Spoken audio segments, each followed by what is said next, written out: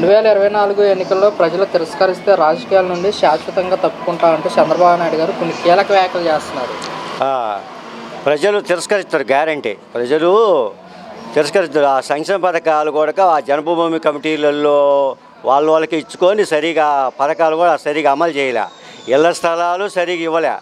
ఇళ్ల స్థలాలు అడ్డుకుంటున్నాడు. ఇళ్ల స్థలాలు కూడా ఏం చేస్తున్నాడు, కోర్టుకేసి వాళ్ళ జడ్జీల ద్వారాగా వాళ్ళతో సంబంధాలు పెట్టుకొని పేదలకు స్థలాలు రాకుండా అడ్డుకుంటున్నాడు.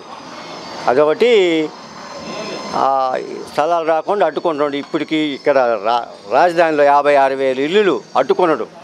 ఈ స్టే తీసుకొచ్చింది అన్నమాట. ఇళ్ల స్థలాలు రానియకుండా పట్టాలు వచ్చినా కూడా స్టే తీసుకొచ్చింది. ఇళ్ల స్థలాలు ఇప్పుడు రిజిస్ట్రేషన్ జరుగుతున్నాయి.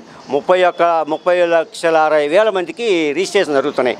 కానీ వాటితో పాటు రిజిస్ట్రేషన్ అయ్యేది ఈ ఇక్కడ కోర్టులో వేసినవి ఎక్కడైనా మన రాష్ట్రంలో ఉన్నాయి. ఈ అమరావతిలో 56,000 ఇల్లులు రిజిస్ట్రేషన్ చేయాల్సి ఉన్నాయి. కానీ అడ్డుకున్నారు చంద్రబాబు నాయుడు గారు. కోర్టుకు పోయి ఈ సంక్షేమ పథకాలతో పాటు ఇవి కూడా కట్టుకున్నాడు అనమాట. ఈ 56,000 ఇల్లు అడ్డుకొని ఈ అంటరానితనం అంటే ఇదే.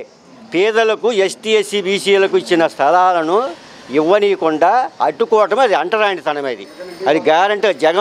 జగన్కు 170 సీట్లు జగన్మోహన్ రెడ్డి గారికి సీఎం గ్యారంటీ అవుతాయి. 170 సీట్లు గ్యారంటీకి వస్తాయి. 25 ఎంపీలు 25 ఎంపీలు గ్యారంటీకి వస్తాయి సీట్లు. ప్రజలలో బాగా స్పందన ఉంది. బాగా పర్సంటేజ్ కూడా పెరిగింది. పథకాలు కూడా చెప్పని కూడా చేశారు. సంక్షేమ పథకాలు ప్రతి ఒక్క నిరుపేద కూడా కులాలకు మతాలకు పార్టీలు అతీతంగా పథకాలు అందరికీ అందుతున్నాయి సంక్షేమ పథకాలు. అది ఓటమి భయంతోనే చంద్రబాబు నాయుడు ఇలాంటి కీలక వ్యాఖ్యలు చేస్తున్నారంటారా? ఆ ఓటమి భయంతోనే గ్యారంటీగా. అవును, ఓటమి భయంతోనే మన ప్రభుత్వం మీద అబండాలు వేస్తున్నారు. ఈ రామోజీరావు కానీ, ఏబిఎన్ ఛానల్ వాళ్ళు కానీ, ఈ ఈటీవీ వాళ్ళు వీళ్ళంతా కానీ ఈ దొంగల మూట అంతా ఏకమయ్యి ప్రభుత్వం మీద బురదొల్లే కార్యక్రమాలు చేస్తున్నారు. సంక్షేమ పథకాలు ఏ రాష్ట్రంలో కూడా లేదు, అసలు ప్రపంచంలోనే లేవు ఈ సంక్షేమ పథకాలు. ఇన్ని ఇళ్ళగా తీసుకుపోయి ఈ వృద్ధాప్య పింఛన్లు కానీ, వితంతులు కానీ, చేనేపతి కానీ, దివ్యాంగులకు కానీ ఈ రకంగా ఇళ్ళగా తీసుకుపోయిన సంక్షేమ పథకాలు ఏ రాష్ట్రంలో ఇవ్వటంలే. పక్క రాష్ట్రాలలో ఎంత ఇస్తున్నారు? మా పక్కన తెలంగాణ 2,000 రూపాయలు పింఛన్ ఇస్తున్నారు. ఆ పక్కన మహారాష్ట్ర కావచ్చు, కర్ణాటక, తమిళనాడు, మహారాష్ట్ర ఎంత 1,000, 1,200, 1,200, 1,300 ఎంతో ఇస్తుంటారు. ఆడ మన రాష్ట్రము ఫస్ట్ అందులో ఉంది. రెండోది తెలంగాణ. ఆ పక్క రాష్ట్రాల్లో తక్కువ పింఛన్లు ఇస్తున్నారు. అక్కడ కూడా ఇల్లులు కూడా కట్టి మన రాష్ట్రంలో 31,60,000 ఇల్లులకు పట్టాలు ఇచ్చేశారు. కానీ కోర్టు ద్వారాగా స్టేలు తీసుకొచ్చి చంద్రబాబు నాయుడు పేదలకు ఎస్టీ ఎస్సీ బీసీలకు స్థలాలు ఇవ్వకుండా అడ్డుకుంటున్నాడు. జగన్మోహన్ రెడ్డి గారికి మన వైఎస్ఆర్ పార్టీకి మంచి పేరు వస్తున్న చెడు ఉద్దేశంతో వాళ్ళ బినామీల పేర్లు పెట్టుకొని వాళ్ళ నారాయణ కాలేజీలు కానీ ఎవరైనా వాళ్ళు మొత్తం వాళ్ళలో ఎమ్మెల్యేలు ఎంపీలు కానీ వాళ్ళ స్థలాలు ఉన్నాయి అమరావతిలో. ఆ స్థలాలు అడ్డం పెట్టుకొని ఆ రకంగా పేదలకు నోర్లు కొడుతున్నారు అనమాట. స్థలాలు ఇవ్వకుండా స్టేలు తీసుకొచ్చేసి ఆయన కేసులకు తీసుకొచ్చినట్టుగానే ఇక్కడ కూడా కేసులకు స్టే తీసుకొస్తున్నాడు.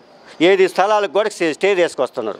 అది పేదలో పట్టగొట్టిన వ్యక్తి జగన్ అంటూ కూడా చంద్రబాబు నాయుడు గారు కొన్ని వ్యాఖ్యలు చేస్తున్నారు. దీన్ని ఏ విధంగా చూడొచ్చు అంటారు? చంద్రబాబు నాయుడు గారు నిజంగా పట్టగొట్టడమే. ఏది పేదల నోర్లు కొడుతున్నాడు. ఆయన గతంలో 75 రూపాయలు పింఛన్ ఇవ్వటానికి 3 నెలలకు 6 నెలలకు ఒకసారి ఇచ్చేవాడు జన్మభూమి కమిటీలలో. అది వైఎస్ రాజశేఖర రెడ్డి గారు ప్రభుత్వం వచ్చినాక తెలంగాణ ఆంధ్రప్రదేశ్ కలిసి ఉన్నప్పుడు 74 లక్షల పింఛన్లు వచ్చాయి. అప్పట్లో 18,60,000 చిల్లర ఉన్నాయి. ఏది అప్పుడు చంద్రబాబు నాయుడు గవర్నమెంట్లో. అవి తెలుగు రాష్ట్రాలలో ఆంధ్ర తెలంగాణ కలిసి ఉన్నప్పుడు 74 లక్షల చిల్లర పింఛన్లు ఎక్కువే ఉన్నాయి. అప్పట్లో వికలాంగులకు 500 రూపాయలు, తర్వాత వృద్ధులు చేనేత పని వారికి వాళ్ళకు 200 రూపాయలు పింఛన్ మంజూరు చేయాలి. గతంలో ఉన్న 75 రూపాయలు పెంచుకుంటూ పోయి ఆ రకంగా పింఛన్లు మంజూరు చేశారు. తర్వాత రైతులకు రుణమాఫీ జరిగింది.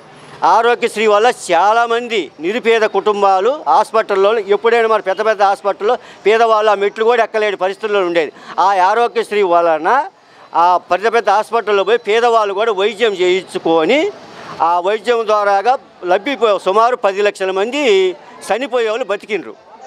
ఏది వైఎస్ రాజశేఖర రెడ్డి అయ్యాన అవి వాళ్ళ నాన్నని మించిన పథకాలు పెట్టి 100% ఇంకా అద్భుతమైన పథకాలు పెట్టి 25 లక్షల వరకు తీసుకొచ్చారు ఆరోగ్యశ్రీ వల్ల. ఎన్ని కుటుంబాలు దానివల్ల దానివల్ల ఆరోగ్యం బాగా కాపాడుకుంటారు.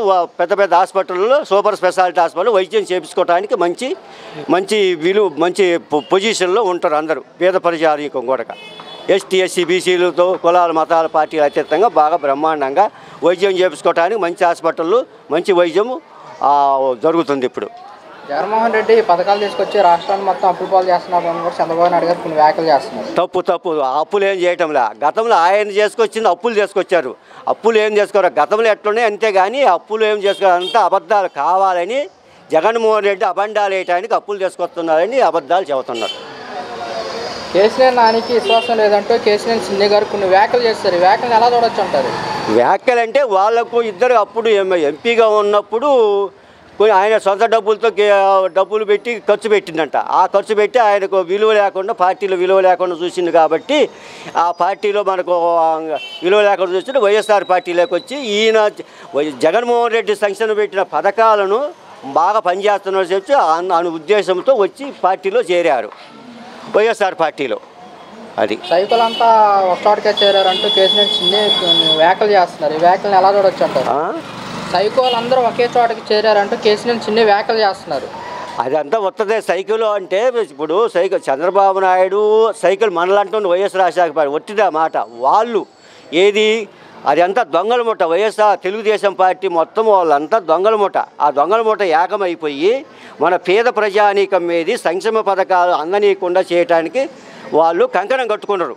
ఏది తెలుగుదేశం వాళ్ళ ఎంపీలు కావచ్చు, ఎమ్మెల్యేలు కావచ్చు, వాళ్ళ గతంలో ఉన్న వాళ్ళు కార్యకర్తలు కావచ్చు, ఈ మండల ప్రెసిడెంట్ వాళ్ళు కావచ్చు కంకణం కట్టుకొని అప్పుడు జన్మభూమి కమిటీలలో డబ్బులు తిని ఆ చెక్కు డ్యాముల మీద డబ్బులు బాగా పొంది ఉంటారు కాబట్టి ఆ ఉద్దేశంతోనే కావాలని పార్టీ మీద బురద చల్లుతున్నారు. కేసీఆర్ నానిపై కేసీఆర్ చిన్ని పోటీ చేస్తామని సవాలు ఇస్తున్నారు. ఈ సవాల్ని ఎలా చూడొచ్చు అంటారు?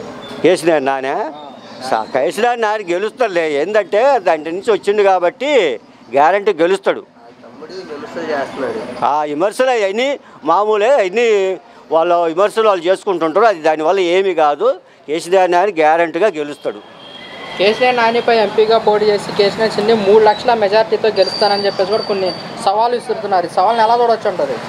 ఆ కేసీఆర్ నాని 3 లక్షలు కాకపోయినా 1 లక్ష అయినా మెజార్టీతో గ్యారంటీ గెలుస్తారు కేసీఆర్ నాని గారు. ఏమంటున్నాడంటే కేసీఆర్ చిన్ని ఏమంటున్నాడంటే నేను కేసీఆర్ నానికి ఎంపీగా పోటీ చేసి కేసీఆర్ నాని పైన 3 లక్షల మెజార్టీతో గెలుస్తా అంటున్నాడు. చిన్ని అబద్ధం. అది గెలవలేరాడ. అది తెలుగుదేశం అది దొంగల మూట. నేను అడుగుతాను. కేసీఆర్ నానిపై ఎంపీగా పోటీ చేసి కేసీఆర్ చిన్ని 3 లక్షల మెజార్టీతో గెలుస్తానని ఒక సవాల్ ఇస్తున్నారు. ఈ సవాల్ని ఎలా చూడొచ్చు అంటారు? అదంతా అబద్ధము. అదంతా వాళ్ళు కావాలని అబద్ధాలు చెబుతుంటారు. అది నమ్మదగ్గ మనిషిగా నమ్మే పొజిషన్లో లేరు ప్రజలు. ఈ పేద ప్రజానీకము ఎస్టీ ఎస్సీ బీసీ మైనార్టీ ప్రతి ఒక్క పథకాలు పొందిన వాళ్ళు ఈ వైఎస్ఆర్ పార్టీకే 170 సీట్లు 25కి 25 పార్లమెంట్ సీట్లు గ్యారంటీగా వస్తాయి. దేవినేని అవినాష్కు ముఖ్య అనుచరుడిగా కేసీఆర్ నాని మారారంటూ కేసీఆర్ చిన్ని కొన్ని విమర్శలు చేస్తున్నారు. ఈ విమర్శలు ఎలా చూడొచ్చు అంటారు? ఆ విమర్శలు మామూలుగా చేసుకుంటుంటారు. దానివల్ల ఏమి ఉపయోగం ఏమి లేదు. విమర్శలు చేసుకున్నంత మాత్రం ఏమీ కాదు. వైఎస్ఆర్ పార్టీ ఘన విజయం 150 సీట్లు వస్తే 25కి 25 పార్లమెంట్ సీట్లు గ్యారంటీ కైవసం చేసుకుంటుంది. గ్యారంటీ.